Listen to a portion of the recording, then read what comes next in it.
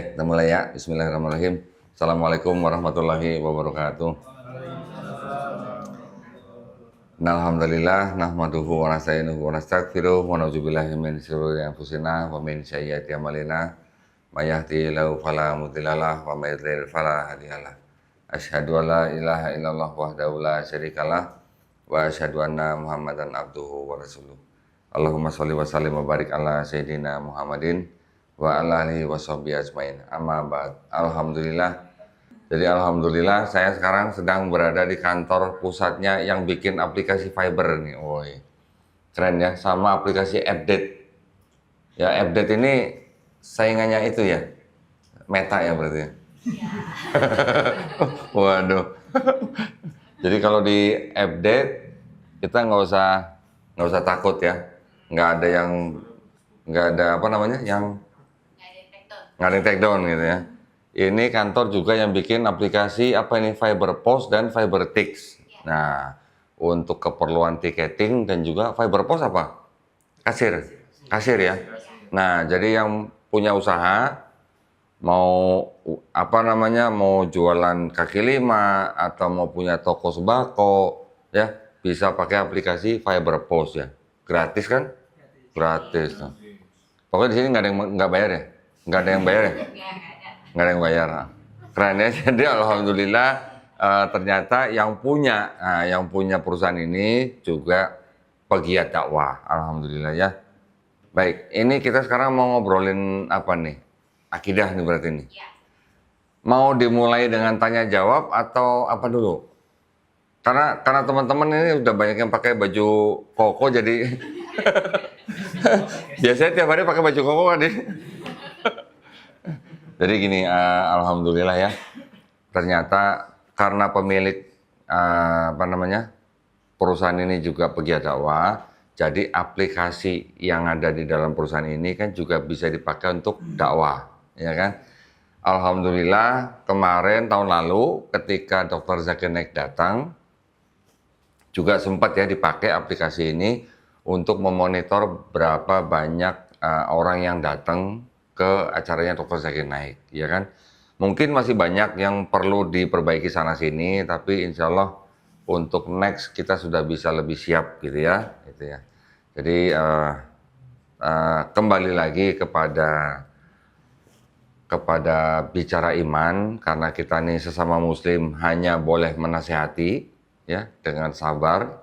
Jadi sekarang kita konteksnya sambil nunggu buka puasa nih, jadi kita sambil bicara tentang iman, ya. Teman-teman mungkin tahu bahwa saya dari Yayasan Garda Mu'alaf Indonesia, ya.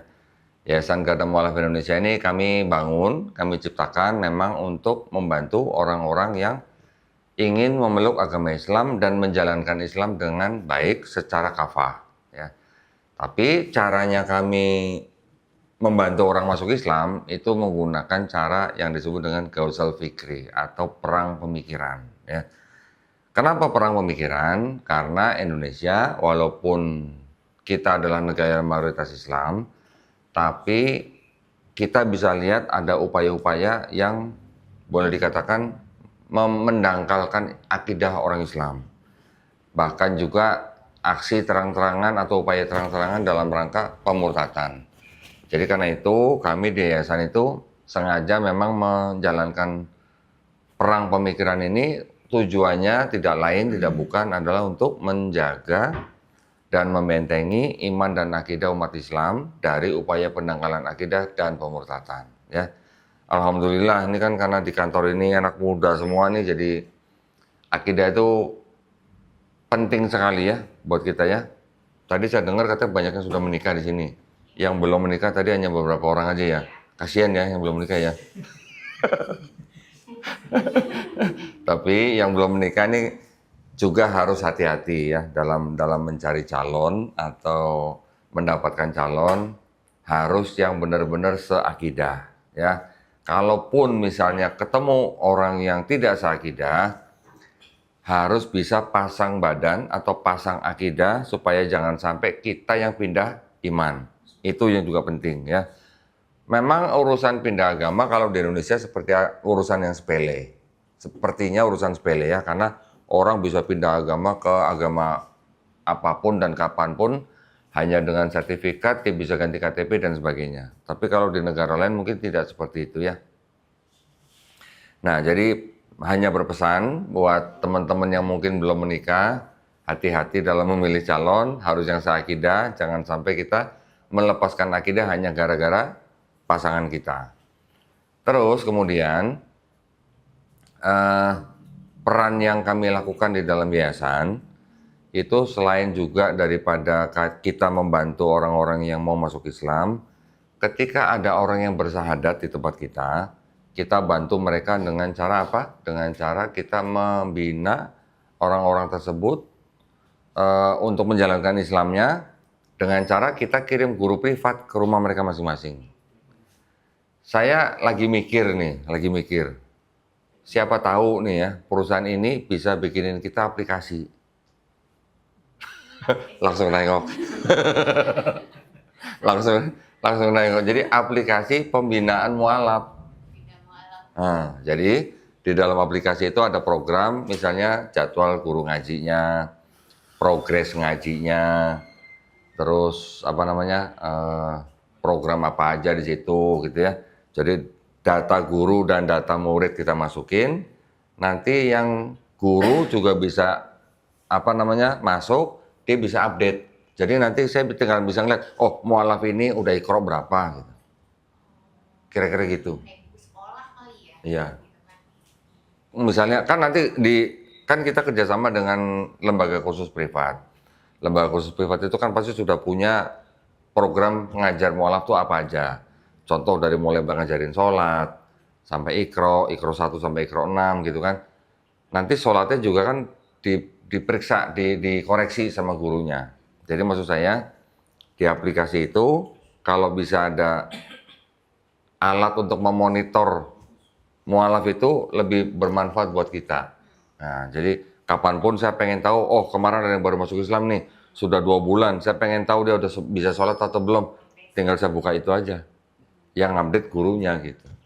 Insya Allah bisa ya, mudah-mudahan ya. Mudah-mudahan juga nggak bayar gitu.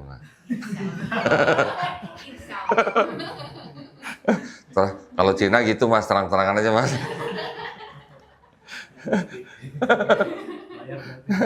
Ya, jadi mudah-mudahan ya itu bisa jadi pelopor juga, karena sebenarnya nanti itu bisa juga dimanfaatkan di lembaga-lembaga mualaf yang lain. Di Indonesia itu kira-kira ada 300-an lembaga mualaf Indonesia.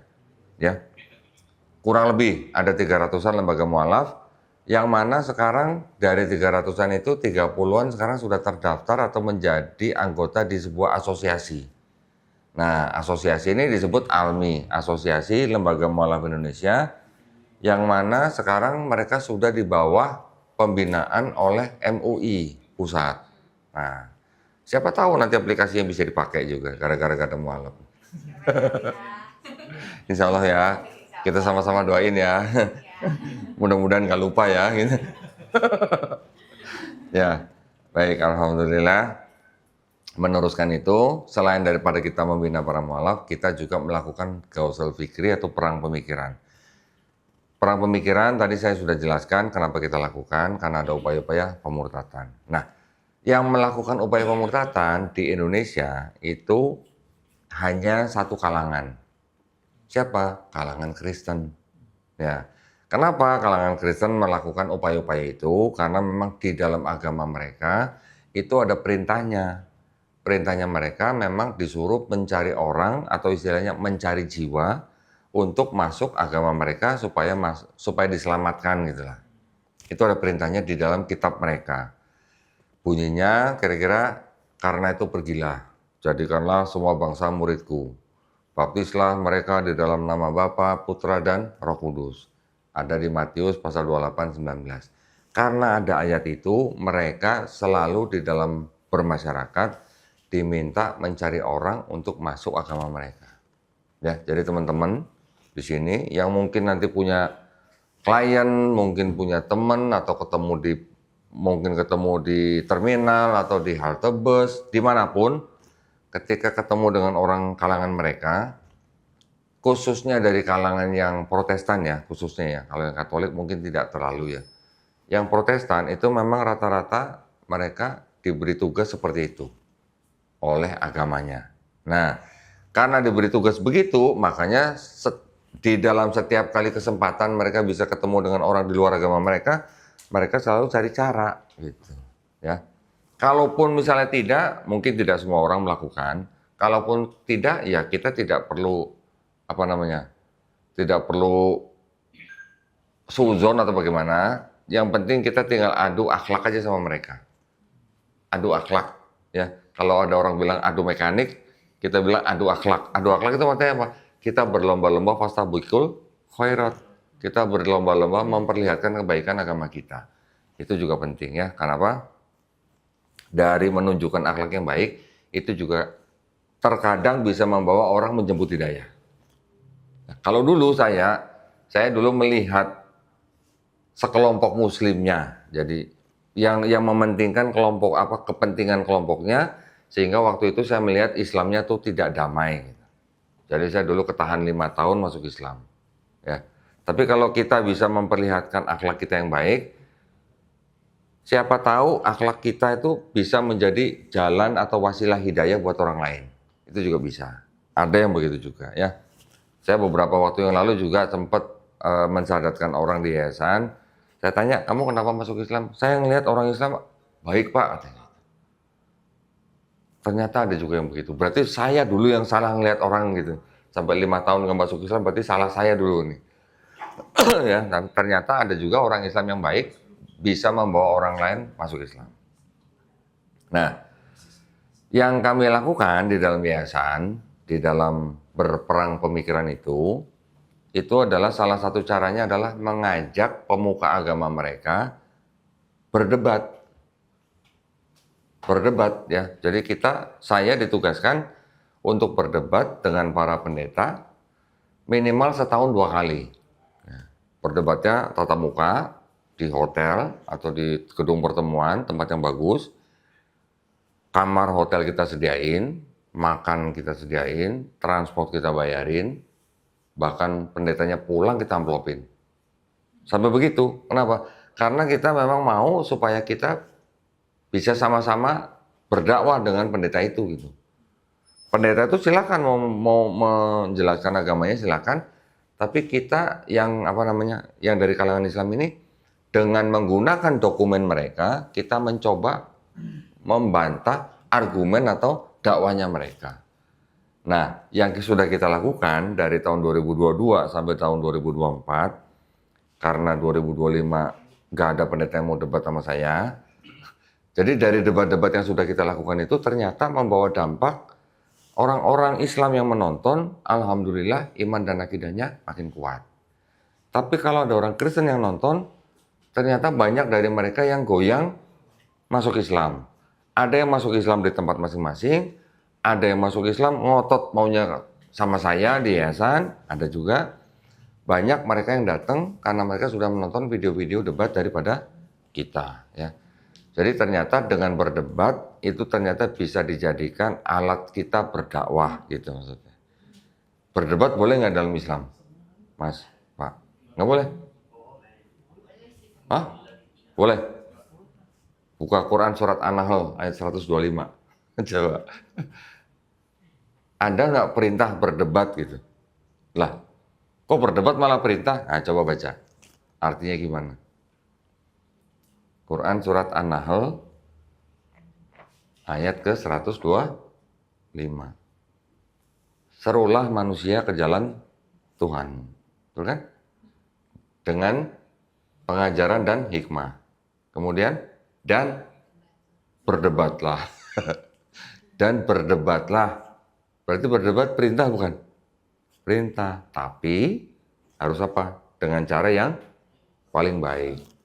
Cara yang paling baik bagaimana? Yaitu tadi contoh. Kita sediain tempatnya, kita bayarin, kita fasilitasin, kita kasih makan dan sebagainya. Itu kan cara yang baik. Dan satu lagi, cara yang baik itu apa? Kita tidak boleh menghina sesembahan mereka. Tidak boleh. Itu juga perintah Allah, itu perintah Quran, bukan perintah Nabi ya. tidak boleh menghina sesembahan mereka. Karena kalau kita menghina sesembahan mereka, nanti mereka menghina Allah Subhanahu wa taala tanpa pengetahuan. Itu juga dari Quran. Dengan cara-cara yang baik itu, maka hidayah bisa menghinggapi siapa saja, ya, dengan cara berdebat yang baik.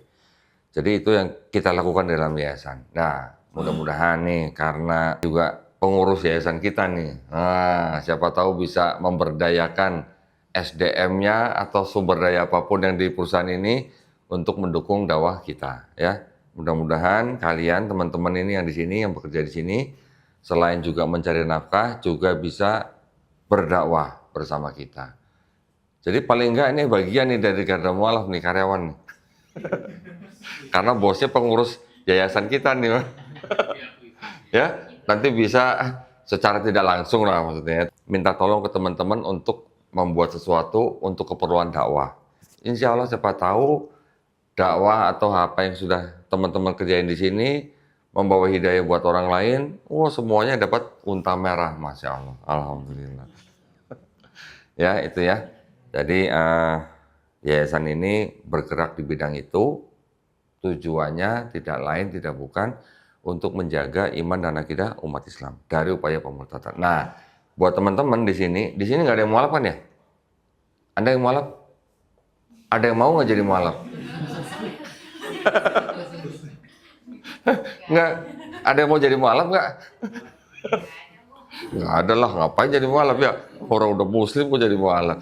Alhamdulillah, teman-teman di sini kan lahir sudah dalam keadaan keluarga Islam. Tapi sebenarnya orang-orang yang non-muslim, ya, orang-orang non-muslim yang di luar Islam, mereka juga sebenarnya lahir dalam keadaan muslim. Tahu kan? Semua bayi yang lahir, semua manusia lahir dalam keadaan fitrah. Mereka jadi Yahudi, Nasrani, Majusi karena orang tuanya. Nah, teman-teman yang di sini nih yang lahir di keluarga Islam, alhamdulillah. Berarti tiap hari bisa ngejaga tauhid kan? Tiap hari bisa ngejaga la ilaha illallah Muhammadar Rasulullah nih tiap hari.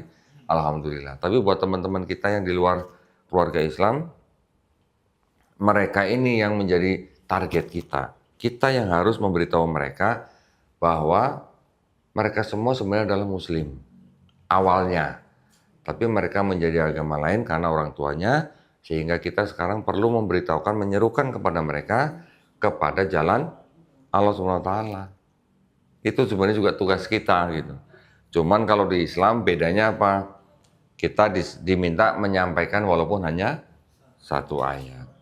Dan di Islam kita mengenal la ikraha fiddin. Di Islam kita juga mengenal lakum dinukum waliyadin. Jadi kita sebenarnya juga diperintahkan untuk berdakwah karena kita diminta untuk menyeru mereka untuk ngikut jalan Allah Subhanahu wa taala dengan cara pengajaran dan hikmah yang baik. Dan berdebatlah dengan mereka dengan cara yang paling baik. Jadi artinya kita juga punya tugas sebenarnya. Allah Subhanahu wa taala kalau mau menjadikan satu bumi ini satu umat, bisa nggak? Gampang. Tapi kan enggak ya. Berarti itulah tugas kita untuk mereka. Ya. Nah, jadi kita sama-sama tahu juga bahwa setiap manusia yang lahir itu adalah fitrah, sehingga ketika mereka sekarang bukan muslim, ya mereka yang sedang diuji gitu maksudnya. Diuji dalam arti mau beriman atau enggak gitu ya. Mereka sudah mendengar tentang Islam, mereka mau beriman atau tidak, itu sedang ujian buat mereka. Kita yang dilahirkan di keluarga Islam, kita yang boleh dikatakan membantu mereka, meringankan ujian mereka gitu ya. Tapi harus dengan cara yang paling baik. Nah, buat teman-teman yang sudah tiap hari sholat, tiap hari bersahadat, kita apa nggak bersyukur gitu ya. Kita harus benar-benar bersyukur bahwa kita lahir di keluarga Islam, kita tetap memegang nikmat Islam, kita harus sangat-sangat bersyukur. Kenapa? Karena nikmat iman Islam itu ternyata adalah nikmat yang paling tinggi dibandingkan dengan gaji puluhan juta. Betul ya? Sini gaji puluhan juta nyampe? Oh nyampe. Oh, iya. Mau dibuka aja nih. Lebih nikmat daripada istri yang cantik, lebih nikmat daripada anak yang soleh, lebih nikmat daripada kesehatan kita, lebih nikmat daripada harta kita. Itu nikmat iman Islam kita tuh. Ya. Nikmat iman Islam adalah nikmat yang paling tinggi. Paling tinggi. Lebih tinggi daripada harta, lebih tinggi daripada anak soleh, lebih tinggi daripada kesehatan. Ya. Jadi karena itu buat saya, ketika saya baru memeluk Islam, saya tuh waktu itu merasa saya menjadi orang yang diberi penghargaan setinggi-tingginya oleh pencipta saya. Saya merasa begitu. Diberi penghargaan loh. Jadi Allah mengizinkan saya menjadi orang beriman, saya merasa seolah-olah saya diberi penghargaan yang paling tinggi oleh Allah SWT. Nah buat teman-teman yang lahir sudah diberikan nikmat iman Islam, iya bersyukurnya itu harus lebih dibanyakin gitu ya. Karena gini, saya sering mendapatkan curhat dari teman-teman yang baru masuk Islam. Saya udah masuk Islam gini kok nggak baik-baik, nggak bener-bener, nggak kaya-kaya gitu. Ya, ada yang merasa begitu. Bahkan juga ada orang Islam yang begitu ke saya. Kok saya kenapa ini begini? Kok saya begini-gini aja keadaannya? Saya udah pengen mengakhiri hidup saya aja. La ilaha illallah. Baru istilahnya punya utang sekian, udah mau bunuh diri. Baru diputusin sama pacarnya, udah mau bunuh diri. Saya bilang, yang pertama-tama kita harus lakukan, ya, ketika kita sedang menghadapi ujian, pertama-tama apa? Bersyukur. Bersyukur ini yang paling pertama yang harus kita lakukan nih. Bersyukur ini bukan hanya ketika kita sedang lapang maupun lagi sempit. Bersyukur ini setiap waktu, setiap saat. Kita masih punya nikmat iman Islam aja itu harusnya kita masih bersyukur. Ya, bersyukur. Yang kedua apa? Kalau saya bilang bersedekah. Ini kalau mau bener saya bilang itu. Bersyukur, bersedekah. Bersedekah nih fungsinya apa? Fungsinya menghalau bala gitu ya. Menghalau apa sih namanya? Ujian-ujian atau cobaan-cobaan yang dari luar gitu. Ini fungsinya sedekah. Membebaskan kita, menjaga kita, melindungi kita dari bala. Kemudian yang ketiga apa? Bersilaturahmi. Jangan kita senang menyendiri, nggak pernah ngumpul, nggak pernah ketemu keluarga, nggak pernah ketemu teman-teman. Karena Allah SWT kalau memang dia mau menolong hambanya dengan mengirimkan sejumlah uang misalnya, kan nggak mungkin Allah mengirimkan uang itu dalam bentuk jatuh, uang sekarung jatuh dari langit, kan nggak mungkin. Pasti melalui hamba-hambanya yang lain kan pasti. Itulah gunanya silaturahmi. Jadi bersyukur, bersedekah, bersilaturahmi. Bersedekah ini kadang saya sering mengajarkan kepada teman-teman yang lain, diutamakan kepada anak yatim piatu. Sedekah ini ya. Bersedekah kepada siapa aja boleh, kepada suami istri juga boleh, kepada orang tua apalagi, kepada anak, kepada teman, semuanya bisa. Kepada orang miskin, fakir juga bisa. Tapi yang paling utama buat saya sering ngajarin kepada anak-anak yatim piatu. Ini sangat-sangat tinggi ya pahalanya ya. Apalagi kalau kita sampai didoain sama anak-anak yatim piatu. Dengan bersedekah kepada anak yatim piatu, khususnya di hari Jumat, wah sudah. Itu amalan yang keren abis gitu ya. Jadi kalau buat teman-teman yang sedang susah, yang sedang merasa diuji, yang sedang macam-macam lah pokoknya, yang sedang merasa down gitu, bersyukur pertama kali, bersedekah, kemudian bersilaturahmi. Saya ada gambaran sedikit ya. Ini mungkin buat teman-teman di sini mungkin nggak masuk nih, tapi mudah-mudahan bisa diambil pelajarannya. Sepasang suami istri ketika zaman Nabi Musa alaihissalam hidupnya sangat miskin. Suami istri ini akhirnya mendatangi Nabi Musa alaihissalam.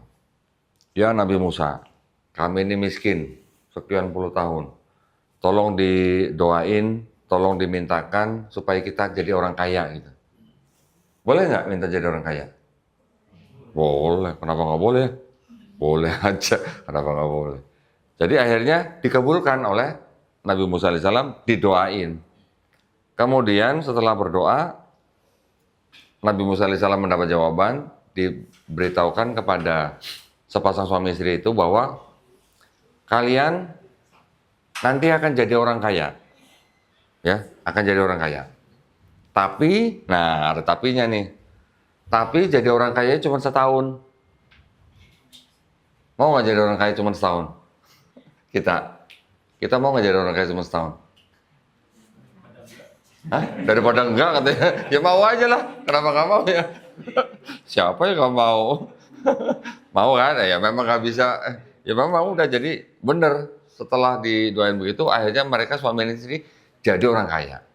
Tapi karena di otaknya cuma setahun, ya sudah mereka menjalaninya dengan apa? Dengan ya mungkin dengan was-was atau bagaimana gitu ya, dengan perasaan lah ya. Tapi mereka menjalani kehidupan mereka setelah jadi orang kaya itu mereka tidak lupa sedekah. Ya. 6 bulan, 7 bulan, 9 bulan, 10 bulan, setahun lewat. 12 bulan, 13 bulan, 15 bulan. Kok nggak miskin-miskin?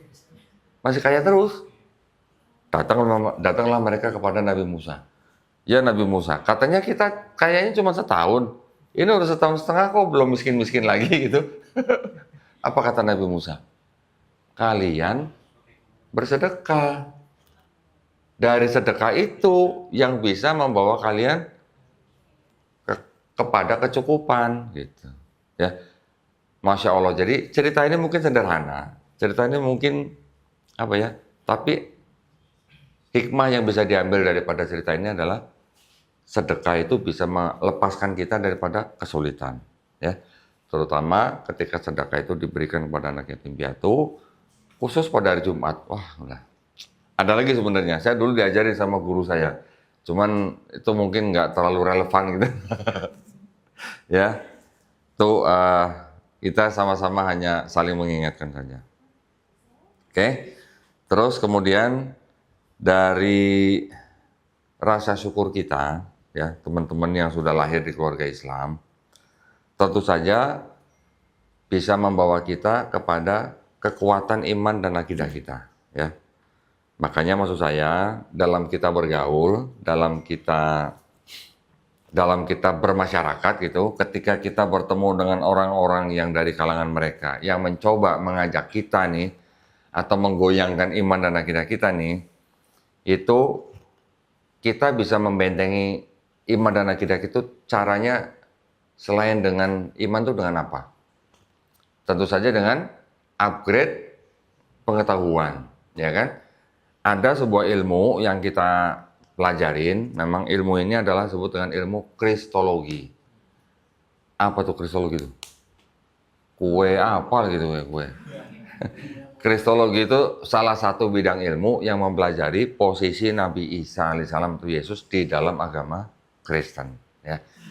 Kalau kita tahu agama mereka, kita tahu akidah mereka, kita tahu syariat mereka, kita tahu kitab mereka, kan kita nanti kalau misalnya mereka mau ngajak-ngajak kita ke agama mereka, kan kita udah siap gitu, ya nggak?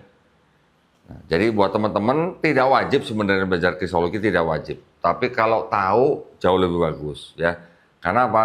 Dengan mengetahui kristologi itu, maka kita akan dari tambah kuat iman Islamnya. Kenapa begitu?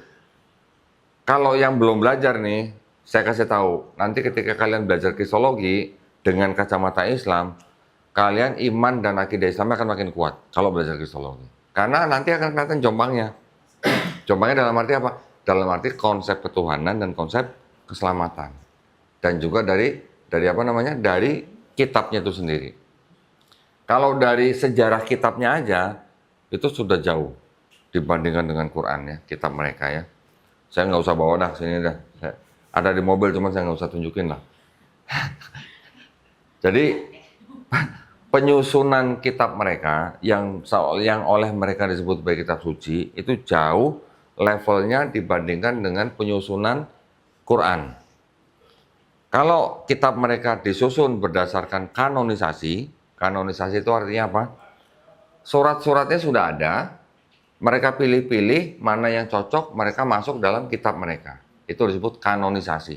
surat-suratnya atau kitab-kitabnya sudah ada. Tapi kalau Quran, cara penyusunannya bagaimana? Bukan dengan memilih kitab-kitab yang sudah ada, bukan. Tetapi kita di Islam waktu itu dibentuk sebuah komite, namanya komite apa istilahnya? Bukan kanonisasi ya, kodifikasi. Nah ya, kodifikasi. Kodifikasi itu artinya apa? Penyelarasan. Penyelarasan itu artinya gini. Contoh, pada zaman Nabi, ketika Nabi menerima wahyu, Nabi kan sudah melafazkan ayat-ayat itu di depan sahabat-sahabatnya, ya kan? Ketika dilafazkan oleh oleh Nabi, oleh sahabat-sahabatnya kan ditulis. Ketika ditulis kan sahabat-sahabatnya membacakan juga di depan Nabi. Kalau bacanya salah dikoreksi sama Nabi. Kalau bacanya benar boleh disimpan. Itu kodifikasi yang pertama, ya, tahap pertama. Tahap yang kedua, ketika Nabi sudah wafat, nggak sampai 2 tahun, ketika ada perang di Yamamah, pada zaman Khalifah Abu Bakar, banyak penghafal Quran yang tewas dalam perang. Karena banyak yang tewas dalam perang, sahabat yang lain Umar bin Khattab usul kepada Khalifah, ini kalau nggak dibuat mushaf nanti bisa hilang nih Quran gitu ya. Akhirnya disetujuin, dibentuklah tim. Yang masuk dalam tim ini adalah orang-orang yang dulu pernah kenal dengan Nabi, pernah dengar Nabi, pernah perang bareng Nabi. Istilahnya ibaratnya zaman sekarang pernah ngopi bareng Nabi gitu lah. Ya, jadi kenal orangnya gitu. Dan mereka hafal Quran. Hafal. Jadi ketika mereka dibentuk timnya, orang-orang datang pada bawa catatan, diminta membacakan, ada 2 saksi, bacanya benar, baru masuk dalam mushaf Quran. Nggak sampai 2 tahun. Jadi, ya kan, pada zaman Khalifah Abu Bakar. Baru masternya disimpan oleh anaknya Umar bin Khattab yang bernama Hafsah, yaitu salah satu istri Nabi juga, selama kurang lebih 10 tahun lebih, baru dipakai lagi pada zaman Utsman bin Affan untuk kodifikasi yang kedua. Baru pada saat itu dibuat kodifikasi lagi, karena ada qiraat sabah, variasi bacaan, akhirnya diseragamkan hanya dengan menggunakan dialek Quraisy. Ya. Baru dibuat salinan-salinan, dan salinan-salinan ini yang dikirim ke daerah-daerah yang dikuasai oleh Islam. Tapi ketika bicara tentang kitabnya Kristen, kalau dianggap Yesus diangkat tahun 30 Masehi, ya, diangkatnya nih, kitabnya Kristen baru selesai. Itu di tahun 397 Masehi. Akhir abad 4, ya. 30 Masehi, 397 Masehi, beda berapa tahun? 367 tahun. Beda. Hampir 4 abad berarti. Kitabnya baru jadi. Sudah 4 abad baru jadi, separohnya pun bukan punya Kristen, punya Yahudi. Dari kitabnya Tanakh. Sudah dari kitab Yahudi, terjemahannya dirubah-rubah melalui kitab yang Septuaginta. Sebagian dari kitabnya Kristen yang disebut dengan Perjanjian Baru ini, separohnya tulisannya Paulus. Separohnya yang dari tulisan Paulus ini, separohnya lagi ternyata menurut ahli-ahli Perjanjian Baru sekarang, itu bukan tulisannya Paulus. Jadi kitab Kristen yang 27 buku Perjanjian Baru, yang 13 dianggap surat Paulus, yang 6 ternyata bukan tulisan asli Paulus. Ada lagi yang 4, yang Gospel, Matius, Markus, Lukas, Yohanes, ternyata yang ditulis pertama adalah Markus, yang Matius dan Lukas menyadur Markus, yang Markus ternyata menyadur novel. Novel di abad ke-8, tulisannya Homer, yang bercerita tentang Raja Odyssey yang telah mengalahkan kota Trojan, kembali ke negerinya Iliad. Cerita kembali ke negerinya Iliad itu yang disadur oleh Markus. Ya, Markus ini salah satu gospel di dalam kitab Kristen. Yang Matius dan Lukas menyadur Markus. Yang Yohanes menyadur novel di abad ke-5 yang nulis Euripides, yang bercerita tentang Dionysus, anak dewa Zeus. Ya, Dionysus, anak dewa Zeus, sosoknya dianggap sama dengan sosok Yesus. Jadi kitab yang sadur menyadur menjadi satu, menjadi kitab sucinya orang Kristen. jauh dibandingkan dengan Quran. Kalau Quran, wahyu dari Allah kepada Nabi Muhammad SAW, dicatat oleh sahabat-sahabat, baru menjadi mushaf, tidak sampai 2 tahun setelah Nabi wafat. Yang ini sudah ratusan tahun, separuhnya ngambil Yahudi, sebagian tulisan orang-orang yang tidak dikenal namanya, sebagian lagi saduran novel-novel. Ini yang terjadi. Ya, jadi kita bukan mau menghina agama mereka, bukan. Tapi itu bukti dan itu fakta, dan saya punya dokumen-dokumennya yang mendukung argumen saya. Sampai sekarang belum ada pendeta yang mau debat sama saya. Ya. Dan masalah yang terjadi di dalam kitab mereka itu apa? Selain daripada tadi sadur menyadur, ternyata adopsi dari kitab lain, ternyata juga di dalamnya ada kontradiksi. Kontradiksi ini artinya apa? Ada 2 cerita mengenai orang yang sama, tapi ceritanya bisa berbeda total. Kemudian ada juga ayat-ayat yang tambahan. Tambahan ini dalam arti naskah-naskah yang dari abad 4 itu tidak tertulis ayat itu, tiba-tiba di abad 16 ayat itu nongol. Yang tadinya cuma catatan di pinggir halaman, tiba-tiba bisa disisipkan menjadi ayat. Jadi ada catatan kaki yang naik pangkat jadi ayat gitu. Ya kan naik pangkat kan berarti kan? Catatan kaki jadi ayat kan naik pangkat ya? Ada yang begitu. Jadi permasalahannya seperti itu ya. Dulu ketika saya coba pakai standar seperti ini dan saya coba ke Quran, ternyata nggak ada di Quran. Nggak ada yang begitu. Tidak ada keterangan di dalam Quran bahwa ayat yang diterima Nabi ini ternyata pasti tidak asli gitu, nggak ada. Tapi kalau di kitab mereka ada yang begitu.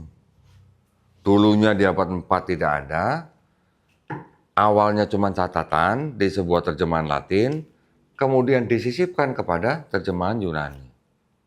Makanya ada Bible yang ada catatan kakinya menulis ayat ini pasti tidak asli.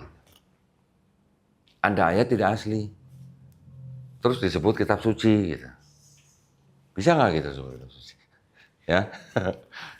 Jadi kalau gaya saya memang kalau berdebat dengan para pendeta tuh saya nggak terlalu minat untuk berdebat Yesus itu Tuhan atau bukan. Karena ujung-ujungnya pada akhirnya saya mau kasih argumen apapun, dia mau kasih argumen apapun, pada ujungnya atau akhirnya apa? Lakum dinukum waliyadin. Kan orang mau menyembah pohon pisang juga kita nggak boleh larang ya. Jadi bicara tentang Yesus Tuhan atau bukan itu bukan kita nggak bisa bicara, bisa. Tapi buat saya kurang tertarik. Tapi kalau saya bisa membuktikan kitab mereka ada ayat yang tidak asli. Buktinya dari mana? Dari mereka sendiri malah. Ketika saya bisa membuktikan bahwa dalam kitab mereka ada kontradiksi, ada bukti bahwa kitab mereka saduran dari novel misalnya atau dari buku kitab orang lain misalnya. Buat saya itu lebih, dalam tanda kutip, lebih efektif gitu. Ya, lebih efektif untuk membuka pola pikir orang yang menonton, untuk membuka pola pikir orang yang menyaksikan supaya mereka bisa berpikir sendiri, oh iya, ini kalau begitu nggak mungkin ini kitab suci. Karena dulu saya begitu mulanya gitu ya. Ketika ada orang nonton debat saya, mereka bisa berpikir, wah kalau begitu nih agama Kristen ini kitabnya dalam pengertiannya tidak bisa disebut sebagai kitab suci. Sudah selesai. Banyak yang datang ke saya, kok saya datang habis nonton debat ya.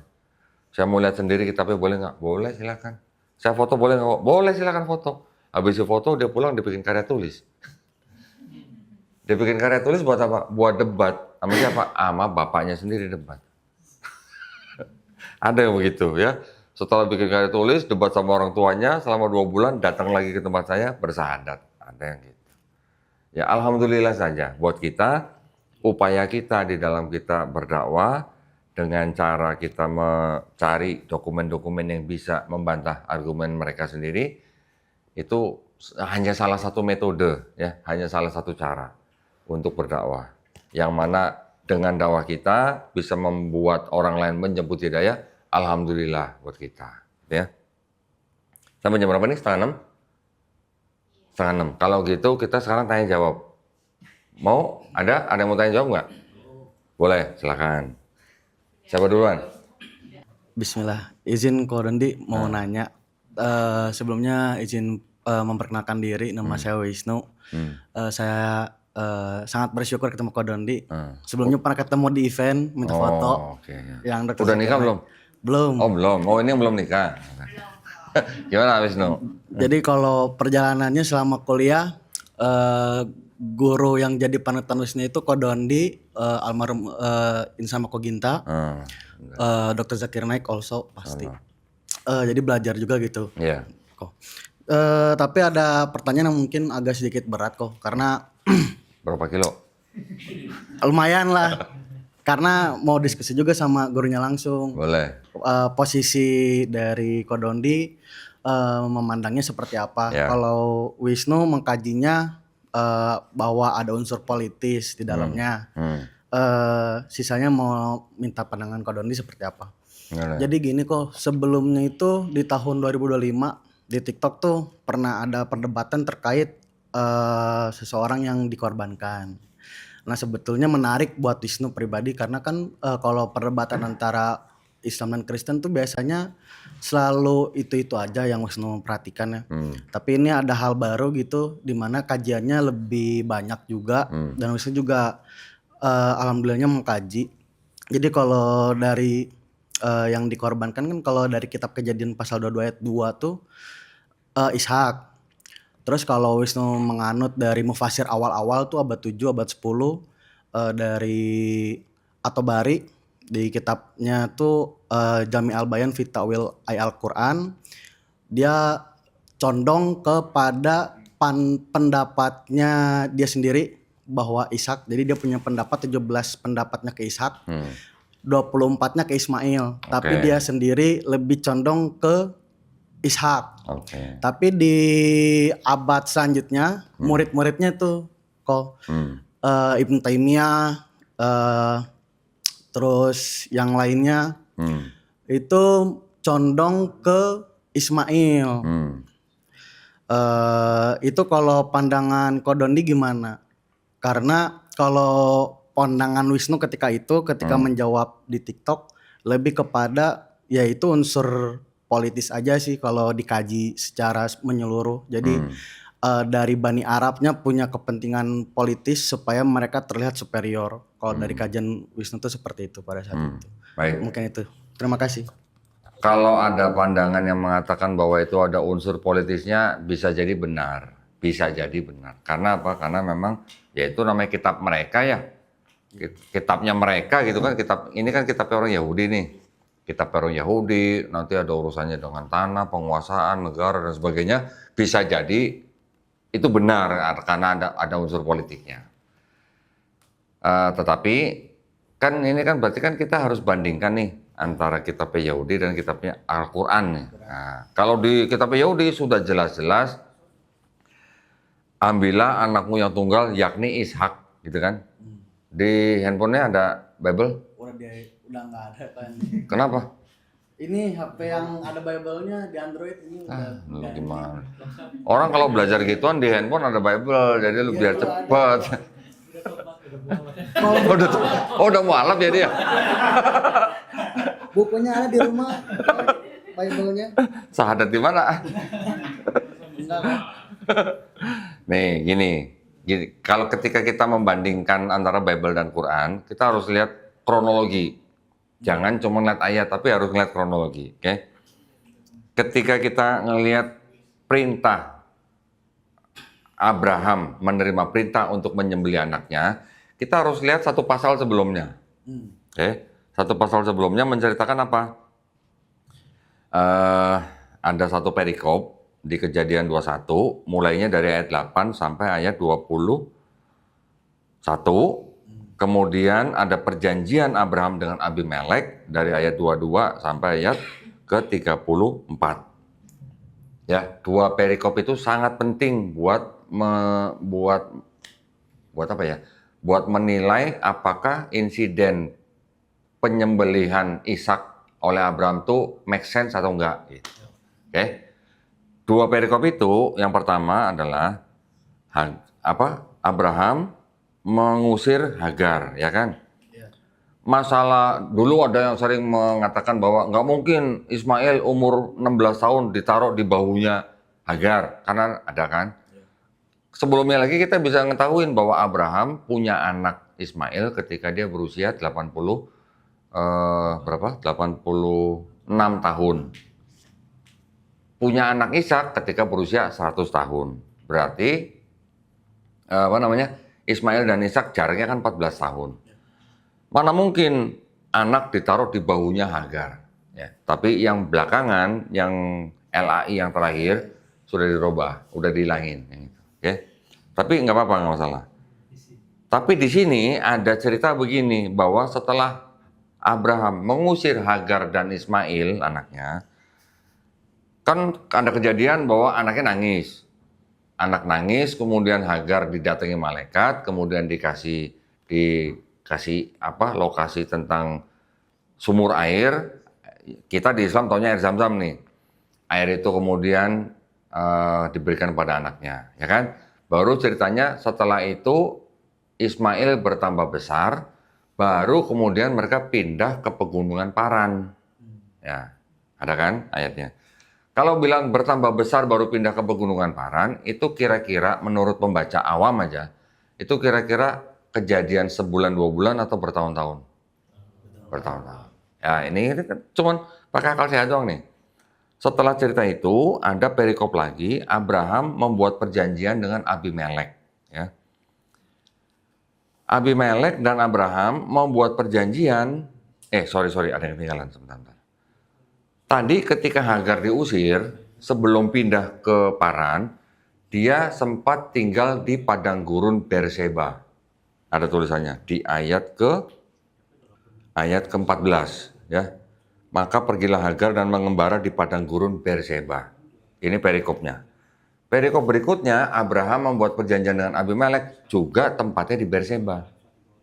Di Berseba. Dan Abraham masih lama tinggal di negeri orang Filistin, artinya di Berseba. Jadi Hagar diusir tinggal di Berseba. Sebelum pindah ke Paran, Abraham mengadakan perjanjian dengan Abimelek di Berseba, dan Abraham masih lama tinggal di Berseba. Ya. Sabar ya, tentang Quran ini nanti nih. Ini saya buktikan dulu dari Bible, janggalnya di mana nih. Oke, dua itu ya. Kemudian setelah itu baru tiba-tiba Abraham, ini dari pasal 22-nya, di situ Abraham tiba-tiba terima perintah. Ambillah anakmu yang tunggal itu yang kau kasihi, yakni Ishak. Ini dari mulai Kejadian 22. Ini nggak ada cerita loh Abraham setelah tinggal di Berseba pindah kemana, nggak ada cerita. Tiba-tiba Abraham terima perintah. Ketika pasal sebelumnya menceritakan Abraham tinggal di Berseba. Berarti kalau gitu Abraham terima perintahnya di mana? Terima perintah itu. Di mana? Ya di Berseba juga kan? Karena pasal sebelumnya ceritanya terakhir Abraham masih lama tinggal di Berseba. Nah, sekarang tiba-tiba disuruh menyembelih anaknya, dikasih tahu kamu bawa ke Gunung Moria, nanti di sana tempatnya saya dikasih tahu. Sepanjang perjalanan anaknya nanya, yang disebut Ishak ini anaknya nanya, istilahnya papi gitu misalnya, manggil Abraham misalnya papi gitu ya. Pi, mana kambing dombanya? Kok nggak ada kambing dombanya gitu. Nanti gitu. Berapa kali ditanya begitu. Jadi si Ishak hanya membawa kayu untuk dibakar, tapi dia nggak tahu kalau dia yang mau disembelih. Ya, kasusnya ini dalam Bible, Ishak anaknya mau disembelih ini tidak tahu kalau dia mau disembelih. Oke. Setelah kejadian, tiba-tiba Ishak yang diikat, yang mau disembelih, tiba-tiba baru ada malaikat memanggil Abraham, suruh nggak jadi sembelih, baru diganti dengan hewan sembelihan. Ya kan, kami atau domba kan. Setelah itu ada ayat begini bunyinya. Di Kejadian 22 ayat ke-19. Ya, setelah nggak jadi menyembelih nih. Kemudian kembalilah Abraham kepada kedua bujangnya dan mereka bersama-sama berangkat ke Berseba. Dan Abraham tinggal di Berseba. Ingat ya. Yang pernah tinggal di Berseba siapa tadi? Hagar dan Ismail. Abraham mengadakan perjanjian dengan Abimelek di Berseba. Abraham menerima perintah untuk menyembelih anaknya di Berseba. Kan? Ketika nggak jadi nyembelih anaknya, pulangnya ke Berseba lagi. Ya. Nanya nih, saya mau nanya sebagai di luar Kristen atau di luar Yahudi, saya mau nanya aja. Kalau yang pernah tinggal di Berseba Hagar dan Ismail, tapi yang mau disembelih Ishak, saya nanya, Abraham itu pulang ke rumah yang salah atau pulang bawa anak yang salah gitu. Pertanyaan saya. Paham nggak dengan pertanyaan saya? Ya, yang tinggal di situ Hagar dan Ismail. Kok yang mau disembelih Ishak gitu? Apa iya Ishak tinggal sama ibu tirinya? Kan gitu. Saya perkuat lagi dengan pasal 23. Di pasal 23 tiba-tiba ada perikop Sarah mati dan dikuburkan. Sarah hidup 127 tahun lamanya, itulah umur Sarah. Kemudian matilah Sarah di Kiryat Arba, yakni di Hebron, di tanah Kanaan. Perhati ini. Lalu Abraham datang meratapi dan menangisinya. Lalu Abraham datang meratapi dan menangisinya. Kira-kira datang dari mana? Apa datang dari dapur, apa datang dari pekarangan, apa datang dari mana kira-kira? Terakhir ada info Abraham tinggal di Berseba. Sarah istrinya, ibunya Ishak, tinggalnya di Kiryat Arba, Hebron. Kemudian Abraham datang meratapi. Berarti datang dari mana? Datang dari Berseba. Berarti tinggal serumah nggak sama Sarah? Abrahamnya? Tidak. Berarti Abraham tinggal sama siapa? Ya, ini kejanggalan dalam kitabnya orang Yahudi yang sekarang dipakai oleh Kristen. Oke? Sekarang di Quran harus ada Quran dong. Nggak ada Quran dikasih surat peringatan nih. Tadi saya pakai ini kok, itu pakai dari kitabnya Ibnu Taimiyah. Oke, nggak apa-apa. Nggak, sekarang ada ulama-ulama kita, nggak apa-apa. Ada yang memberikan tafsirnya itu Ismail, ada yang memberi tafsir itu Ishak, nggak apa-apa. Itu nanti dulu. Kita baca ayat Quran dulu aja. Ya, buka Quran surat As-Saffat. Silakan yang mulai, yang mau baca silakan. Ayat berapa? Ayat 100. Oke, baca pelan-pelan dari ayat 100 coba. Terjemahnya aja lah.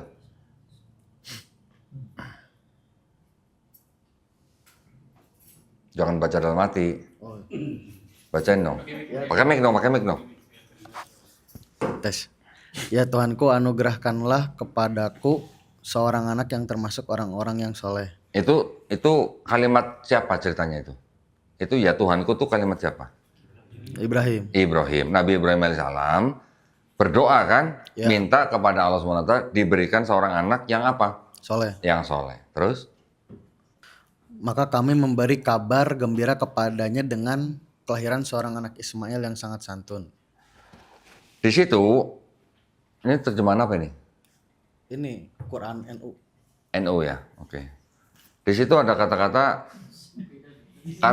Ismail ya. Ya. Tapi bahasa Arabnya ada nggak kata Ismail? Gak ada. Nggak ada kan? Ya. Hah? Ada nggak kata Ismail bahasa Arabnya? Gak ada. Nggak ada. Nah, berarti Ismail itu dalam kurung kan? Dalam kurung. Oke.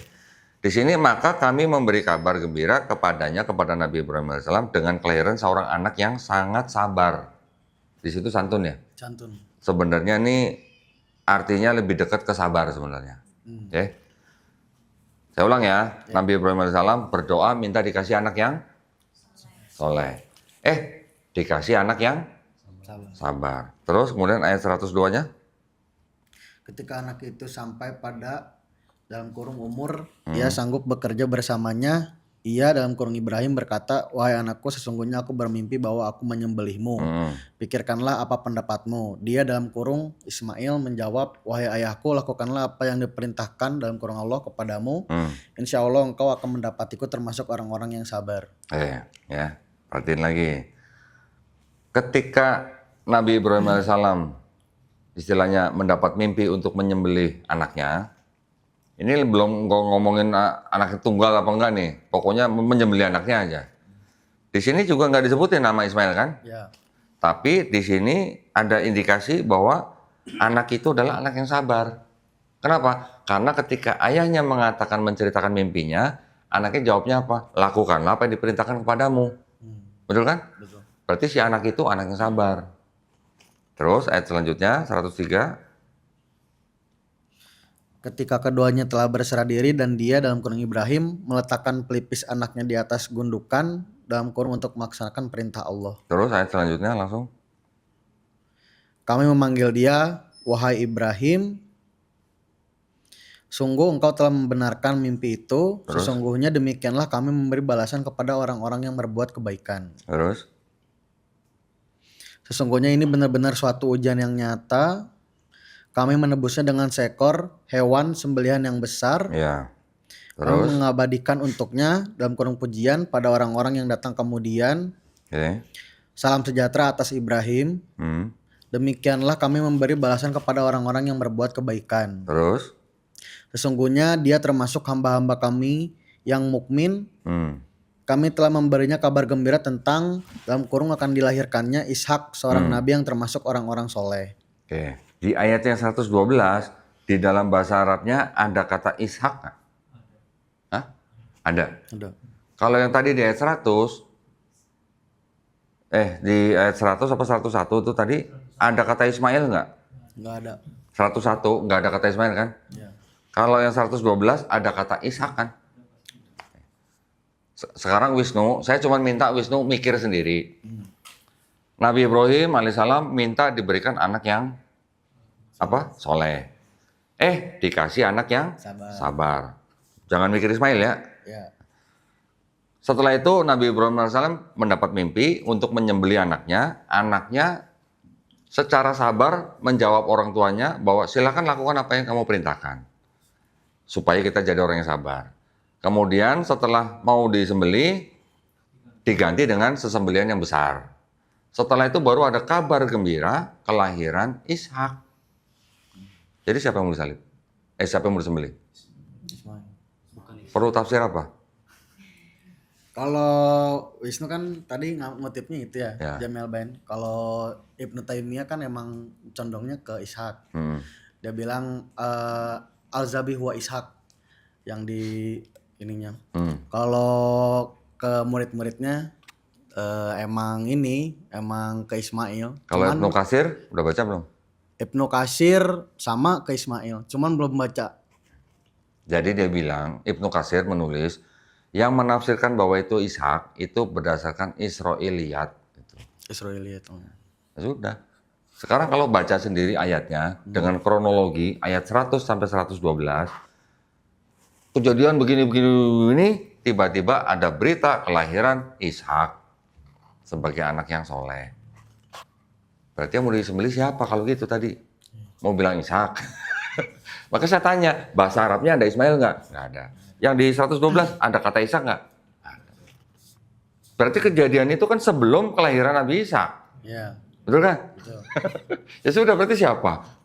Ismail. Saya nggak usah sebutin Ismail.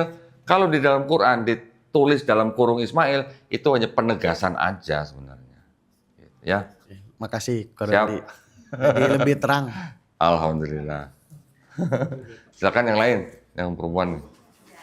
Bagaimana sih hukum dalam Islam jika seseorang itu kayak pernah menjalin hubungan gitu dengan seseorang non-muslim, dan selama menjalin hubungan tersebut itu kita sempat diajarkan kayak hal-hal yang terkait agamanya mereka dan diperkenalkan juga tentunya, dan apakah hal tersebut itu berdampak pada keimanan kita, dan apakah apa yang harus kita lakukan agar kita itu tetap menjaga akidah setelah pengalaman tersebut.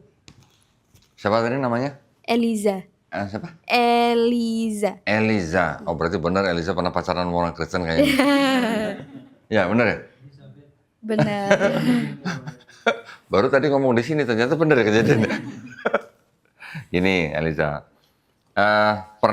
Berarti kan pernah diajari tentang iman dan akidah mereka. Ya. Makanya tadi saya bilang, tadi di sela-sela pembicaraan saya kan saya juga bilang bahwa ketika kita tahu akidah mereka, ketika kita tahu kitab mereka, ketika kita tahu sejarahnya kitab mereka atau agama mereka, otomatis kalau kita pelajari dengan kacamata Islam, yang ada atau yang terjadi adalah apa? Bahwa iman dan akidah kita sebagai orang Islam itu nanti pasti akan makin kuat. Betul kan? Tadi udah saya jelasin, kitabnya aja ratusan tahun baru ada, ya kan? Belum lagi tentang konsep ketuhanannya. Nah, konsep ketuhanannya di dalam kitab mereka yang ada separuhnya kitab Yahudi, terus yang perjanjian baru, yang perjanjian baru aja bisa dibagi dua. Ya, bisa dibagi dua. Yang 4 surat yang menceritakan tentang Yesus, sisanya surat-surat Paulus. Nah, yang cerita tentang Yesus dan cerita tentang Paulus, ini juga punya konsep ketuhanan yang beda. Walaupun di situ diceritakan, Paulus ngaku dapat wahyu dari Yesus ketika Yesus sudah diangkat, tapi wahyu yang diterima oleh Paulus ini dengan ajaran Yesus ketika masih hidup, ini beda. Ini beda. Saya bisa bedakan, bisa kasih ayat-ayatnya gitu. Jadi kan kemungkinannya apa? Kemungkinannya pertama, Yesus yang masih hidup mengajarkan sesuatu yang beda dengan Paulus itu berarti Yesusnya pelin-pelan atau lupa ngajarin, atau yang ngasih wahyu ke Paulus ini bukan Yesus yang pernah turun itu gitu. Kemungkinan kan bisa begitu, ya kan? Kita bukannya terus mereka mau percaya Paulus ya monggo, itu kan kepercayaan mereka. Tapi artinya kalau kita tidak tahu iman dan akidah mereka, kita bisa beresiko. Tapi kalau kita tahu, kita belajar berdasarkan kacamata Islam yang sudah kita tahu dari awal, dari kecil, harusnya malah iman Islam kita tambah kuat, harusnya. Gitu. Itu yang terjadi dengan saya dan teman-teman kita yang lain yang belajar kristologi. Ya, memang ini mohon maaf ya, bukan merendahkan perempuan ya. Perempuan kan lebih banyak pakai perasaannya, katanya ya, bener ya. Benar ya? Nah, itu memang bisa menjadi celah di dalam seorang muslimah yang sering dimanfaatkan oleh kalangan mereka.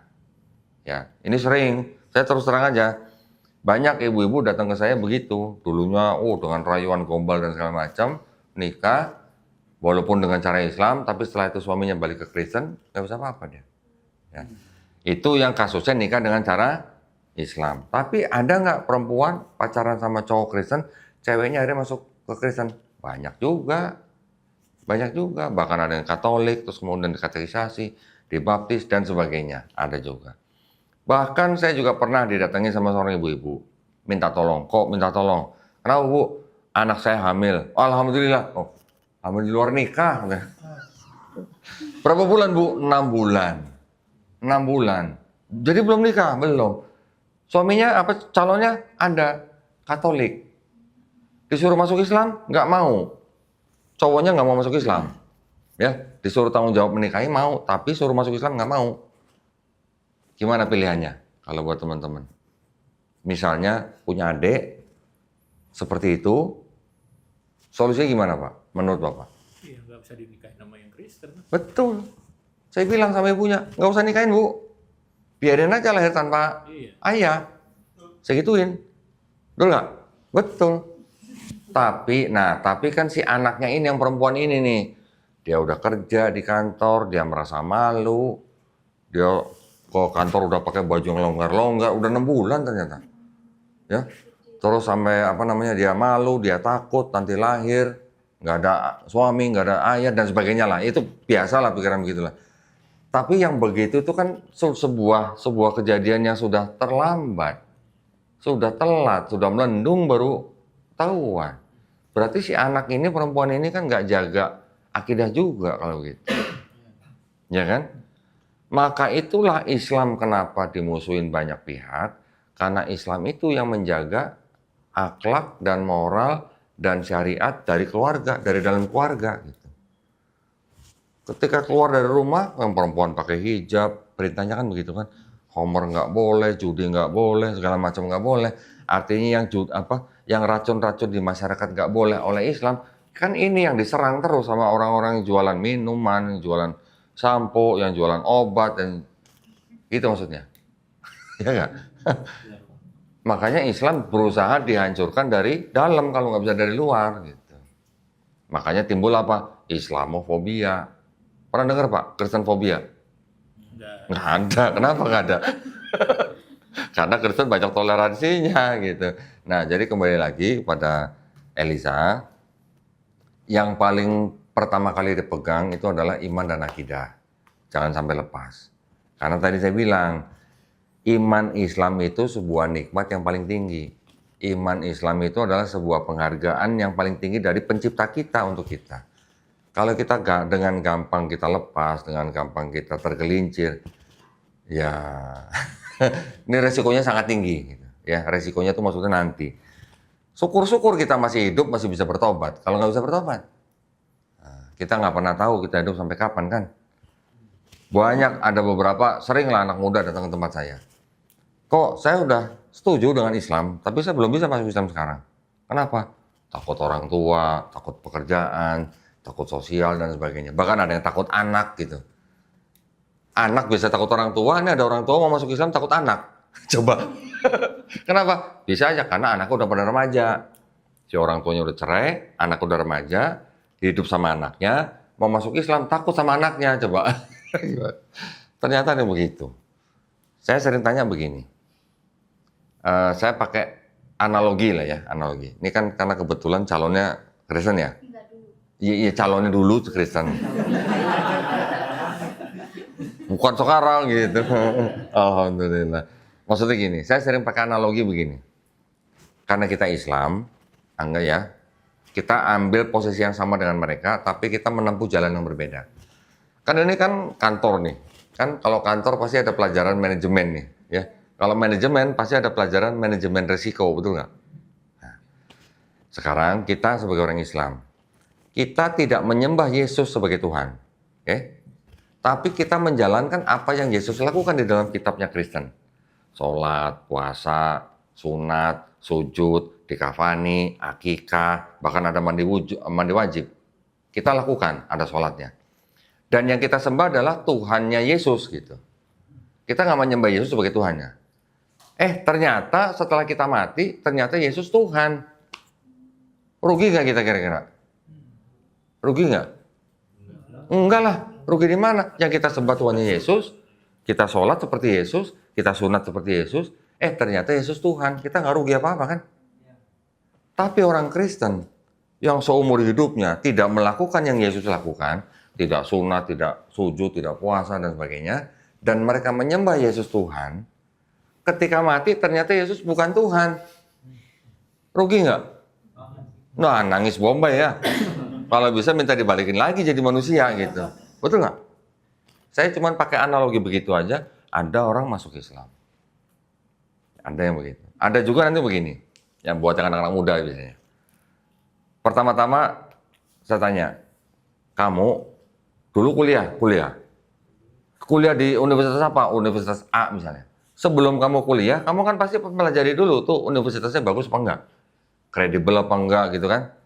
Setelah mempelajari baru kalau kamu mau diakui sebagai lulusan universitas itu, kamu daftar dulu atau kamu pelajari dulu pelajarannya baru kamu daftar. Daftar dulu lah baru belajar dalamnya kan. Ya seperti itu Islam. Kalau kita udah tahu nih Islam ini agama yang benar, daftar dulu lah. Caranya gimana? Asyhadu. Gitu. Ya. Jadi buat kita umat Islam juga harus mikir. Kita umat Islam nih, yang walaupun ya, ini mohon maaf nih, walaupun kita ada mencuri, walaupun kita melakukan dosa yang lain, tapi hati kita tetap tauhid nih ya, artinya kita tetap la ilaha illallah Muhammad Rasulullah, insya Allah kita tetap masuk surga. Kalau kita mati dalam keadaan belum bertobat. Ya. Kita nyolong misalnya. Tapi kita tetap tauhid. Terus kita mati, nggak sempat bertobat gitu. Nah kan kita kalau mati kan nggak tahu kapan. Tiba-tiba bisa mati di jalan, belum sempat bertobat kan. Tapi hati kita tauhid. Itu kita masih insya Allah masuk surga. Gitu. Cuman jangan nanya masuk surganya kapan gitu. Ya, paling enggak untuk mempertanggungjawabkan dosa-dosa kita yang belum sempat kita tobat, ya kita secelup dua celup dulu lah di sono gitu. Ibaratnya gitulah. Tapi secelup dua celupnya di neraka kan kita nggak tahu mau setahun, 1000 tahun kita nggak tahu nih ya. Tapi pada ujung-ujungnya karena kita bertauhid, tidak menyembah selain Allah, insya Allah kita tetap masuk surga ujung-ujungnya. Oke? Tapi kalau kita matinya dalam keadaan kita tidak menyembah Allah, ya di nerakanya udah nggak ada batasan waktunya, udah kekal gitu. Bedanya di situ. Oke, jadi jangan sampai kita mati dalam keadaan tidak menyembah pencipta kita. Ketika kita menyekutukan Allah Subhanahu wa taala, udah jangan tanya kapan masuk surganya gitu. Yang ditanya harusnya kapan keluar dari nerakanya gitu. Ya. Jadi saya hanya bisa berpesan, Eliza tolong pelajari juga Islamnya lebih dalam. Jadi jangan sampai kita terima ajaran agama lain tapi Islam kita pas-pasan atau kurang, jangan. Kita harus upgrade terus supaya Islam kita juga lebih baik, lebih kuat. Sering-sering ikut pengajian. Banyak ustadz-ustadz kita yang ngajarin fikih, akidah banyak. YouTube banyak. Ya.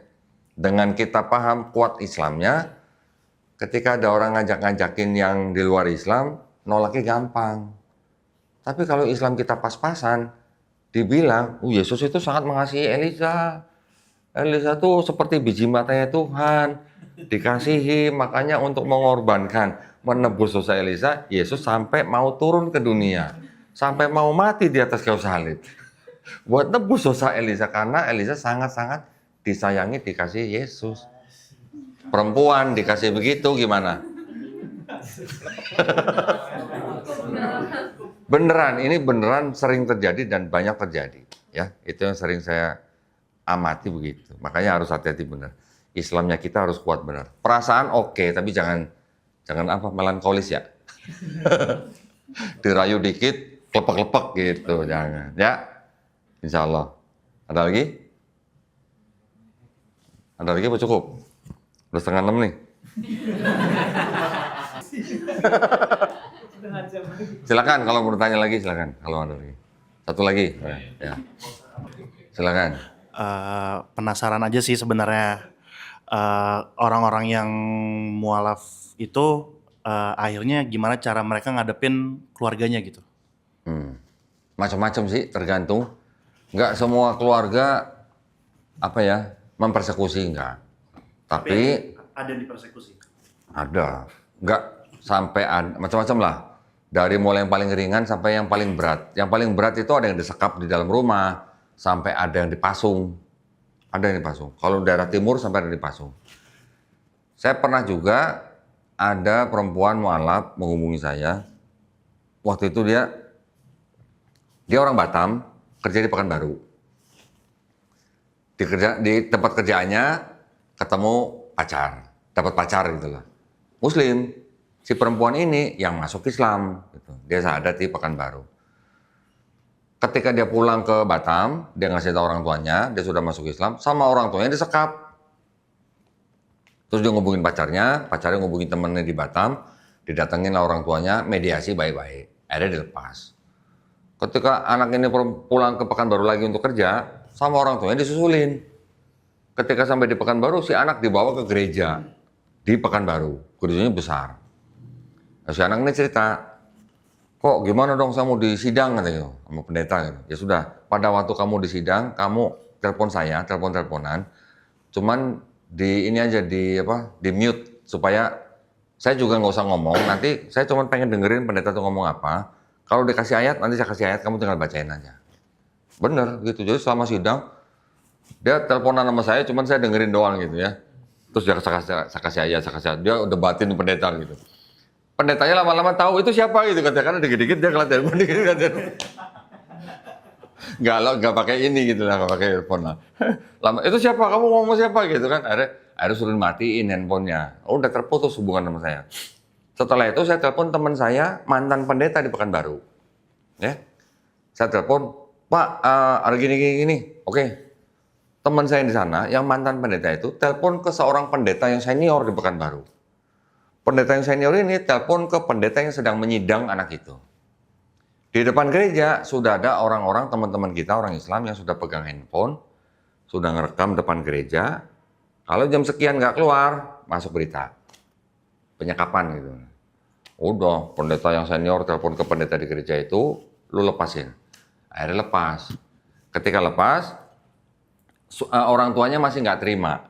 Orang tuanya tetap minta anak ini pulang ke Batam. Tapi akhirnya dengan mediasi baik-baik, akhirnya akhirnya lepas. 2 bulan kemudian, saya dikirimin foto sama anak mualaf ini, perempuan ini, lagi di Danau Toba sama suaminya. sudah nikah ternyata, sudah dinatobah dan sama orang tuanya. Jadi sudah akur. Jadi artinya orang tua memang kalau tahu anak pindah agama, nggak usah orang tua agama apapun lah, termasuk kita juga ya. Di Islam kita kalau tahu anak kita murtad juga pasti kita juga histeris, bisa heboh lah, terutama ibu-ibu ya biasanya gitu ya. Itu biasa. Tapi yang penting adalah bagaimana caranya mualaf ini menghadapi orang tuanya. Ya, saya setiap kali mensadatkan orang, saya selalu berpesan, saya selalu bertanya. Selain pertanyaan kamu masuk Islam atas keinginan sendiri atau ada paksaan orang lain, tapi selalu saya harus bertanya tentang orang tua dia. Orang tua dia kalau tahu kamu masuk Islam kira-kira gimana?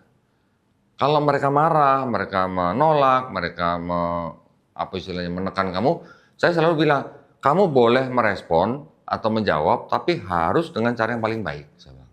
Harus cara yang paling lembut. Islam mengajarkan menghormati, menyayangi orang tuanya. Ya. Jadi kalau misalnya orang tua marah, kamu boleh menjawab, tapi harus dengan cara yang paling lembut. Saya bilang gitu. Dan kita juga menyediakan dukungan. Misalnya, si mualaf ini dipersekusi, kita siap bantu dalam hal apapun. Misalnya diusir, kita siapkan penampungan. Misalnya dituntut di pengadilan, kita siapkan pengacara gratis. Semuanya nggak ada yang harus bayar. Kemarin belum lama ada seorang perawat di rumah sakit umum daerah di daerah Jakarta Timur. Diskusi di tempat saya, kemudian 3 hari kemudian bersahadat, 3 minggu kemudian dia ngasih tahu orang tuanya, ribut di rumah tuanya. Sebelum beradu fisik, dia WA saya, kok jemput katanya. Langsung berangkat saya dari studio ke rumah dia. Begitu saya datang, yang keluar kakaknya, badannya gede-gede semua. Itu kakak beradik semua badannya gede-gede lah pokoknya. Oh ini biang keroknya kata. Saya bilang, biang kerok apa mas? Saya bilang gitu. Ini kamu yang bikin anak adik saya jadi masuk Islam. Dia masuk Islam atas kemauan sendiri, saya bilang gitu. Ada videonya saya. Ya, kalau nggak terima, silakan tuntut aja, saya bilang gitu. Udah, akhirnya, tapi si anak ini belum ngasih tahu saya mau masuk Islamnya kenapa gitu. Oh ya sudah, kalau gitu saya kasih kesempatan nih bicara nih, saya bilang gitu. Silakan. Saya nunggu di luar rumah, kira-kira jarak 20 meter. Di dalam rumah ribut semuanya. Ternyata sampai jorok-jorokan. Kena piring lah segala macam, sini sobek.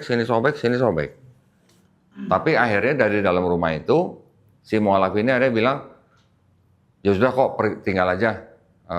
Saya tetap boleh di rumah, tapi cuman nggak boleh jadi Kristen gitu aja. Saya bilang selama kamu berbahaya buat kamu boleh menyembunyikan keislaman kamu, gitu. Ya, nanti pelan-pelan gimana. Akhirnya beda 2 minggu lagi akhirnya. Karena si anak ini tetap pengen sholat di rumah, nggak diperbolehkan sama orang tuanya, akhirnya dia keluar dari rumah. Sekarang saya tampung. Ya, saya sewakan rumah atau apartemen, 2 atau 3 hari dalam seminggu saya kasih guru buat belajar Quran, sholat, semua diajarin, gitu. Ya, jadi tidak semua keluarga persekusi. Tapi ketika ada persekusi, kami udah siap. Gitu. Ya. Cukup? Cukup atau ada lagi? Atau udah lapar? Oke ya, cukup. Kalau cukup, saya berterima kasih sekali lagi atas undangannya. Masya Allah, Alhamdulillah pada hari ini kita bisa saling menguatkan. Bisa saling menguatkan iman dan akidah kita. Sehingga mudah-mudahan kita semua ini dilindungi dan dirahmati Allah SWT, dan insya Allah kita semua dijadikan golongan manusia yang menjadi saksi keesaan Allah SWT, ya. Dan insya Allah kita semuanya juga dijauhkan dan dilindungi dari api dan asap neraka. Barakallahu fikum. Kita tutup dengan doa kafaratul majelis. Subhanakallahumma wa bihamdika asyhadu an la ilaha illa anta astaghfiruka wa atubu ilaik. Wa billahi taufiq wal hidayah. Wassalamualaikum warahmatullahi wabarakatuh. Alhamdulillah.